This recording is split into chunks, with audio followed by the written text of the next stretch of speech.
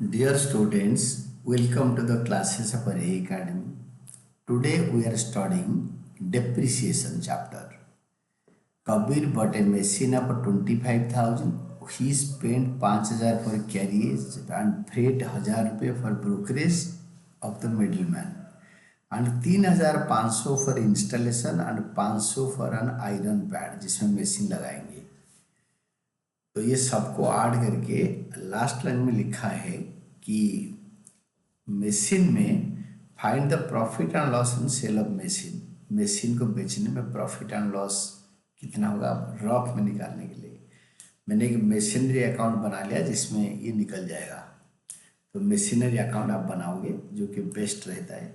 Then ledger account बनाओ. लेजर में डेट नहीं दे रखा है तो first year to bank account सबको ऐड कर दो 35,000.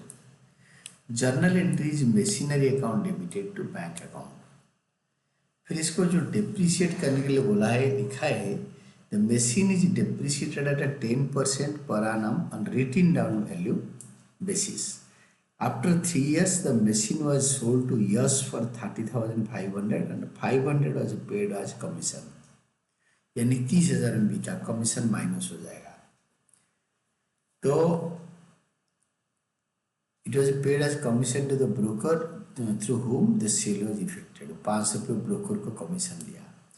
फाइंड आउट द प्रॉफिट और loss on sale of machine. तो इसका 10% यहाँ पे लिखो फर्स्ट ईयर के एंड में. ये बिगिनिंग ऑफ फर्स्ट ईयर ये end of first year. Bye depreciation account इसका 10% 3,500.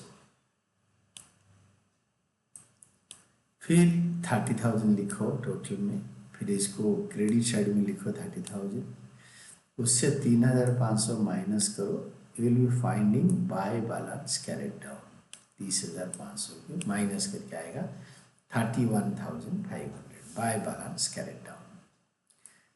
बाय बैलेंस कैरेट डाउन के बाद सेकेंड ईयर में to balance brought down. To balance brought down आएगा 31,500 by balance carried down to balance brought down. फिर इसका 10% depreciation है ना रिटन डाउन वैल्यू बेसिस. इस वैल्यू का ये 10% है. इस वैल्यू का ये 10% है. बाय डेप्रिसिएशन यहीं पे लिखेंगे सेकेंड ईयर का एंड में. इसका 10%. तो नाउ बैलेंस कर दो. This is 31,500 total. Credit side में लिखो और by balance carried down the difference second year के एंड में. यहाँ पे by balance carried down third year में टू बैलेंस ब्रेड डाउन. अभी इसका 10% यहाँ पे होगा थर्ड ईयर का एंड में. By depreciation account 2,835. इसका 10% एक जीरो काट दो. Take till this point 2,385. 10/100 zero कट जाएगा. ऊपर से 2 जीरो नीचे से 2 जीरो. तो इसको बेच दिया बाय ये थर्ड ईयर के एंड में बेचा. By bank account sold 30,500 500 being commission. यहाँ पे बोला है कि it was sold to yes. Question में बोला है सोल्ड टू यस. तो बैंक अकाउंट ना करके यहाँ पे बाय यस अकाउंट सोल्ड करने में से ये बेटर रहेगा क्योंकि जब नाम दे रखा है तो उधार में बेचा. इसमें लिखेंगे बाय यहाँ पे लिखा है it is sold to yes for 30,500. तो थर्ड ईयर के एंड में बाय यस क्योंकि उधार में बेचा है. Yes machinery sold 30,500 and 500 as paid as commission to the broker through whom the sale was affected. जिसने बिकवाया उसको 500 रुपये कमीशन दिया.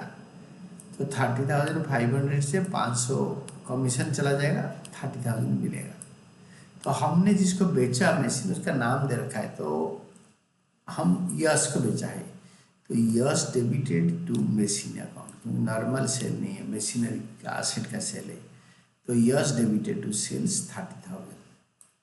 अभी देखो 28,350 से 2,835 माइनस करने से it will be coming around 25 something. और उसको बेचा 30,000 यानी प्रॉफिट में बेचा.